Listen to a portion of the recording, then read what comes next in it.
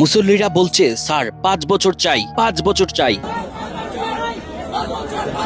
ঈদের নামাজে গিয়ে এমন কথা শোনা গেল। শুনলেন প্রধান উপদেষ্টা, যাকে উদ্দেশ্য করেই এটি বলা হলো, আর তার দিকে তখন ধেয়ে আসছে শত শত হাত। হাতে হাত মেলানোর উচ্ছ্বাসে আনন্দে ডক্টর মোহাম্মদ ইউনূসকে আরো 5 বছর চান মুসল্লিরা। জাতীয় ঈদগাহে প্রধান উপদেষ্টা যখন নামাজ আদায় করতে গিয়েছিলেন, ঠিক সেই মুহূর্তের দৃশ্য এটি।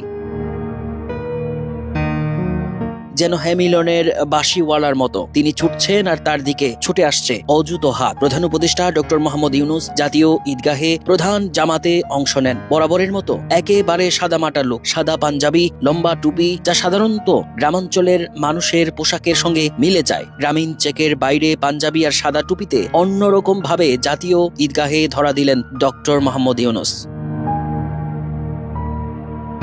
আর নামাজ শেষে তাকে ঘিরেই মানুষের এই ঢল, উচ্ছ্বাস, অন্যরকম আনন্দ উদযাপন। অবশ্য কারো হাতেই নিরাশ করতে চাননি ইউনূস। ক্রমাগতভাবে তিনিও হাত বাড়িয়ে গেলেন। তার নিরাপত্তারক্ষীরা তাকে ঘিরে ধরলেও তিনি হাত বাড়িয়ে দিচ্ছেন একের পর এক।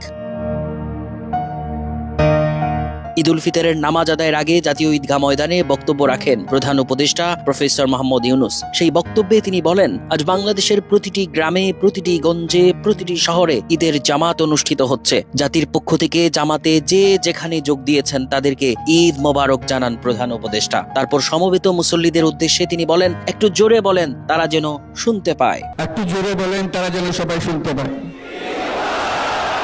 যারা ঈদের জামাতে শরীক হতে পারেননি তাদেরকেও আমরা ঈদ মোবারক জানাচ্ছি, তাদেরকেও ঈদ মোবারক দেন। এ সময় জাতীয় ঈদগাহ ময়দানের মুসল্লিরা আবারও ঈদ মোবারক ধ্বনি তোলেন।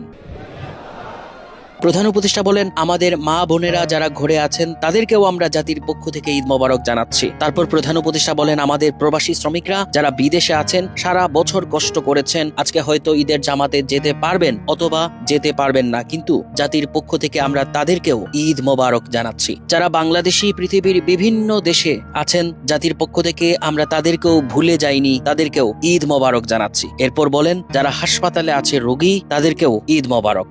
যারা হাসপাতালে আছে রোগী, বিভিন্ন কারণে ঈদের জামাতে যেতে পারেন নাই, তাদেরকেও ঈদ মোবারক জানালাম। এরপর প্রধান উপদেষ্টা বলেন, ঈদ দূরত্ব গোছানোর দিন, নৈকট্যের দিন, ভালোবাসার দিন। আজকে সেই দিনটা যেন আমরা গভীর ভালোবাসার সঙ্গে উদযাপন করতে পারি, সেই মেসেজ যেন সবার কাছে পৌঁছে দিতে পারি। আজকে একটা অটুট ঐক্য গড়ে তোলার দিন। আমরা স্থায়ীভাবে ঐক্য গড়ে তুলতে চাই ঈদের জামাতে, এটাই আমাদের কামনা। এ সময় প্রধান উপদেষ্টা বলেন, আজকে মোনাজাত হবে, মোনাজাতের জন্য আমরা অবশ্যই স্মরণ করি, আল্লাহর কাছে প্রার্থনা করি, আমাদের এই নতুন বাংলাদেশ গড়ার সুযোগ দিয়েছে যে